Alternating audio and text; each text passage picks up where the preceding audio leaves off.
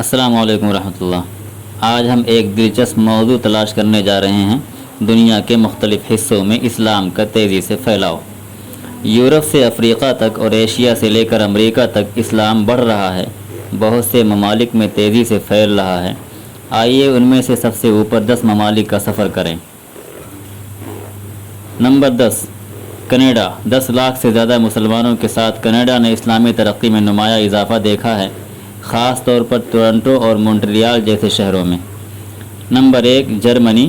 جرمنی کے مسلمانوں کی آبادی بڑھ کر 50 لاکھ سے زیادہ ہو گئی ہے، بہت سے لوگوں نے اسلام قبول کر لیا ہے۔ Number 2، Australia.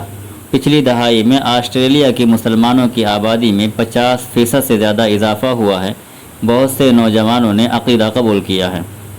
نمبر 3، متحدہ امریکہ۔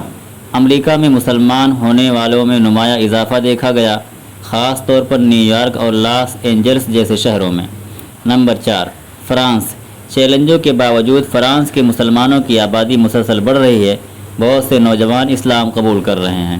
نمبر 5، ہندوستان۔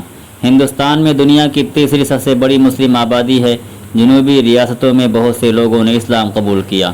Number 6، Brazil.